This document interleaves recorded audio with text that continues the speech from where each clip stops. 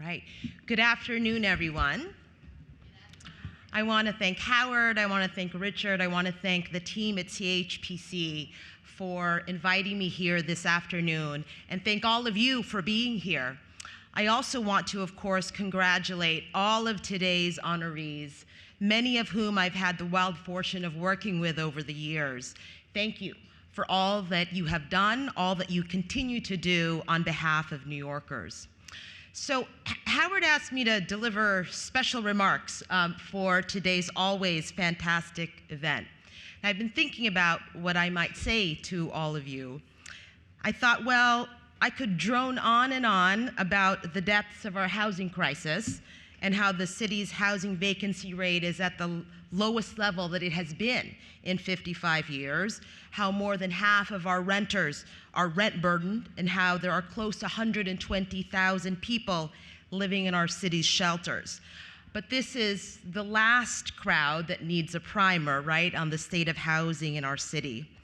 Then I thought, well, I could talk about the work of the administration in the last 2 years on housing, and how the good people at HPD and HDC have reached record-breaking numbers in terms of financing of new construction, homes for the formerly homeless, supportive housing, or how the good people at NYCHA are turning around a supertanker with impressive stats on PAC production by standing up the trust, getting free broadband to all NYCHA developments. Or I could rattle off a string of programs like Get Stuff Built, Green Fast Track, Mimi 24 and 24, the list is very long. But this crowd already knows this and has been part of many of these successes. Then I thought I could talk about the last 7 days, where we saw the City Council approve Phase 2 of Willets Point, which will bring 2,500 affordable homes and give rise to a whole new neighborhood in Western Queens. I could talk about how we released the 1,000 pages of text of our City of Yes for housing opportunity, how we saw the second NYCHA site at Bronx River Addition vote for change and overwhelmingly for the trust. But this crowd, of course, is very in the know and is likely asking, well, what else? I could therefore talk about the City of Yes for housing opportunity, the single biggest pro-housing reform in the history of the city's zoning resolution, and how we're entering a really critical phase in our efforts to ensure that every community does its part to bend the curve on the crisis. But again, this crowd is very engaged in this work, and many of you are already activated to help ensure the successful passage of these reforms at the City Council. I could, of course, speculate about the final details of the Albany package and be thrilled, because I really am, that despite all that has been hard, we are at the cusp of doing some really important things, of repealing the FAR cap in this city, of getting a new tool to incentivize office conversions with affordable homes, getting both an extension to the old program and a new tax incentive program to spur the creation of new housing, and a pilot program to legalize basements and cellars, together with many other tools that support tenants and boost supply. But I'm very superstitious, so I will leave that to the tabloids until the budget passes. So I could drone on and on about all of these things and more, but I won't. Instead, or maybe I already have.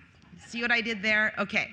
Instead, I hope you'll indulge me and hear me out about why I think this particular moment that we are living in is so important and what's different about it. And most importantly, why it matters urgently what we do next. So I'll frame this by saying that my amazing colleague, Deputy Mayor Ann Williams-Isom, shared with me recently that she did a speech at St. Ignatius Loyola as part of the church's annual lecture series dedicated to the 4 freedoms, as outlined in FDR's State of the Union address in 1941. That's the address where he announced a vision for the world grounded in the 4 essential human freedoms: freedom of speech and expression, freedom of worship, freedom from fear, and freedom from want. And it is this last one, the freedom from want, meaning what we need to do to put individuals and children and families on a path to thrive in society, that she so beautifully focused on.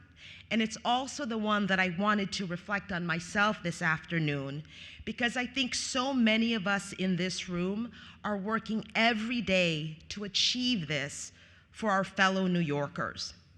Now, I'll remind you that the speech was delivered in January of 1941. FDR used the address to speak to the American people, but really, his voice was meant for a global audience. He faced a world, after all, that was on the cusp of World War II, coming out of the Great Depression, having just begun to build the social safety net in this country.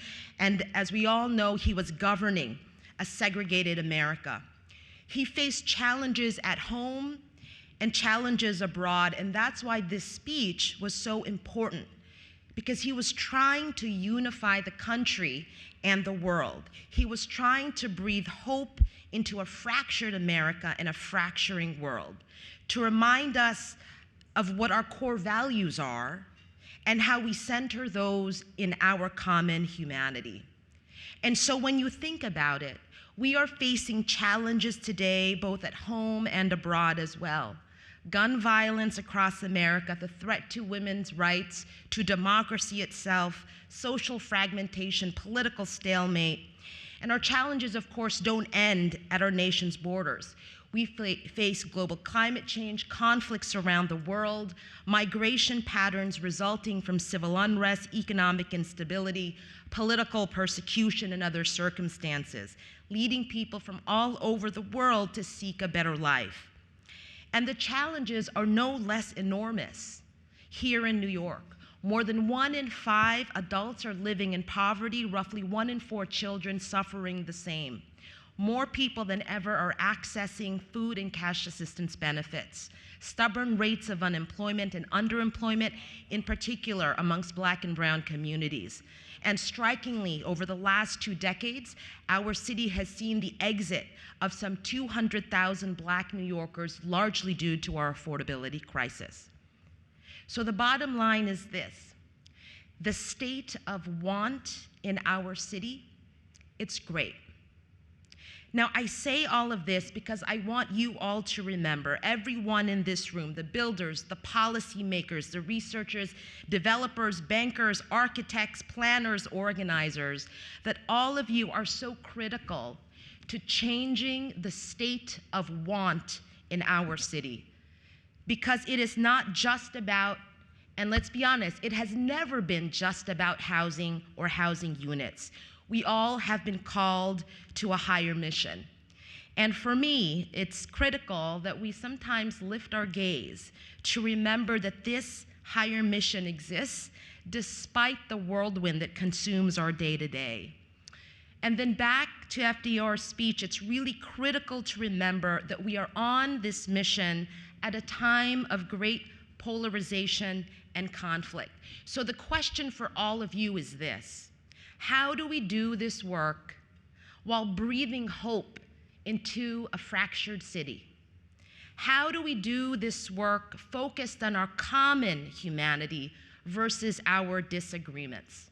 And so I don't presume to have any silver bullets here, but I will extend a couple of invitations.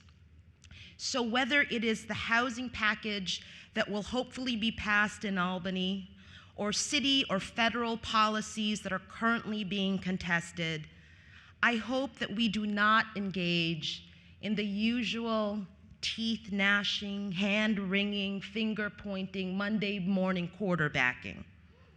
But let us unite around the common sense tools that we might have now that we didn't have before. Let us use them with energy and urgency in order to help New Yorkers, and then recommit ourselves to improving on those programs and getting even more tools for this fight. I hope that we all resist the temptation, and it's tough given how the media works these days, but that we resist the temptation to exercise our own form of horse race journalism, where the focus, when something good happens, is on which interest group is winning or losing, where the conflicts exist, or who screwed up which part of a program. but focus more on the issues and the programs that we agree can actually help real human beings. And then let's hold each other accountable for advancing those programs and getting them right. Finally, I hope we don't forget that what we say and what we do now is particularly important because we have several more battles around the corner. Battles like the City of Yes for housing opportunity, where the mission is to ensure that the City Council votes for progress. And let me assure you that this vote, like the vote our state lawmakers have to make on the budget, takes courage. We may not like that, but it's a fact. And if we kick and scream both when our elected officials don't do anything on housing, as well as when they do take action, then we make it so that it takes even more courage to overcome the naysayers and the fear-mongers to do the right thing. And we make it harder for our leaders to seek more nuanced solutions and reject unproductive extremes. After all, while NIMBYism is still a bipartisan disposition in this city, we don't need defeatism to be one as well.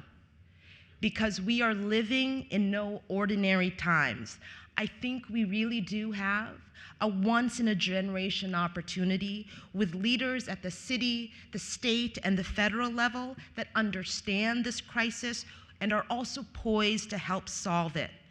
And I do believe that the wind is at our backs, especially now that we have New Yorkers across the spectrum speaking up in support of the need to build more housing.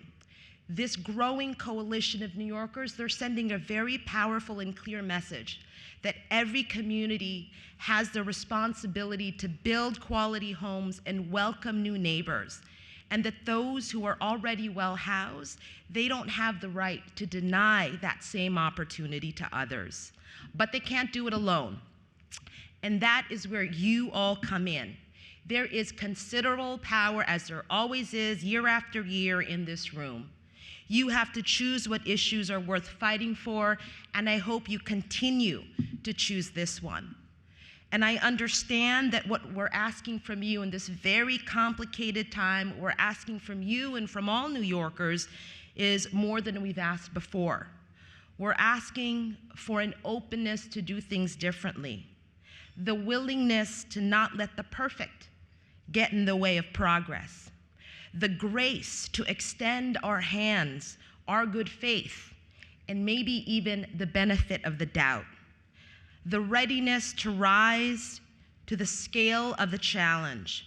Now, this will take leadership from every person in this room. The state of housing will only ever be as good as the quality of the leaders we have, because after all, a stream cannot rise above its source. But I believe that our ability to solve the housing crisis, to build new homes, to provide the foundations of a decent and secure life, that this will be the defining task of our generation. And we have to lock arms to accomplish this task if we want to live in a city where children don't have to go to school too tired to learn, where people with disabilities can live the richer, larger lives that they deserve, where our elders don't have to fear growing old without dignity or warmth, where all New Yorkers can live a life that is free from want. I know it can be done, so let's do it. Let's solve this housing crisis the only way that counts, and that is together. Thank you.